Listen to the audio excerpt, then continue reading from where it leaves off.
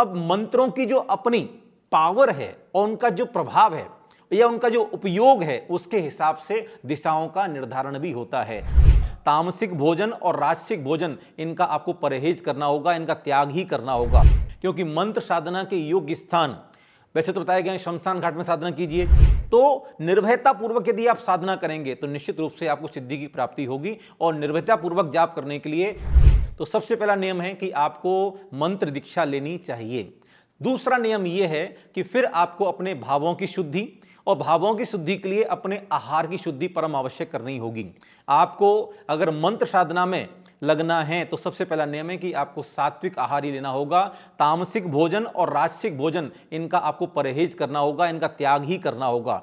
सात्विक वृत्ति के लिए, सात्विक परिणामों के लिए, सात्विक विचारधारा के लिए सात्विक भोजन करना परम आवश्यक है, क्योंकि कहा गया है जैसा खाओ अन्न वैसा होवे मन, जैसा पियो पानी वैसा बोले वाणी। तो इसलिए आपको अपने मन की वृत्ति यदि सात्विक रखनी है तो आपको भोजन भी सात्विक करना होगा। जिस भोजन की वृत्ति तामसिक होगी, जिस भोजन की वृत्ति राजसिक होगी, तो राजसिक भोजन क्या करेगा, आपके शरीर में आलस लेकर के आएगा। आपने बहुत ज्यादा लड्डू पूड़ी पकवान खा लिए, ये क्या करेंगे, ये गरिष्ठ भोजन है, आपके शरीर में आलस आएगा। आप जैसे ही मंत्र जपना प्रारंभ करेंगे आपको नींद आना शुरू हो जाएगी, आपको मन सोने के लिए करेगा, या आलस आपके शरीर में आ जाएगा, आप मंत्र में अपना मन नहीं लगा पाएंगे।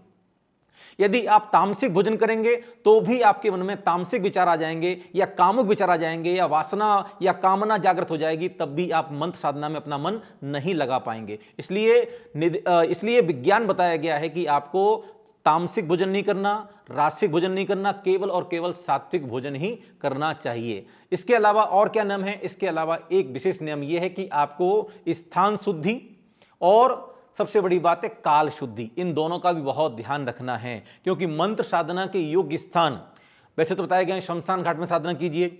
अब शमशान घाट में तो विशेष साधना की जाती है, तो उसके अलावा मंत्र साधना करने के लिए आप अपने मंदिर को चुन सकते हैं, आपके घर के आसपास की मंदिर हो वहां आप जाके जाप कर सकते हैं, या फिर सबसे उत्तम स्थान माना जाता है आपका अपना घर, जहां पर आप निर्भयता पूर्वक मंत्र साधना कर सकते हैं।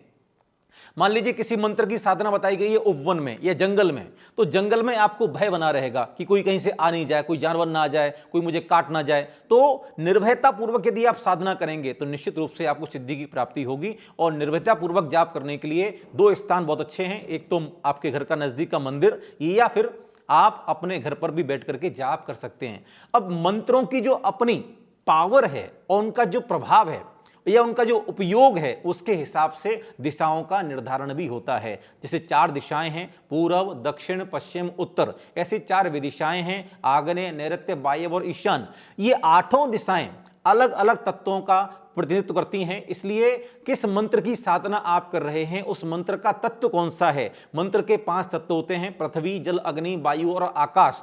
तो आप किस तत्व की साधना कर रहे हैं या किस तत्व से जुड़ा हुआ मंत्र आप जप रहे हैं, उसी तत्व से संबंधित दिशा आपको बताई जाती है कि आपको इस दिशा में मुख करके जाप करनी है।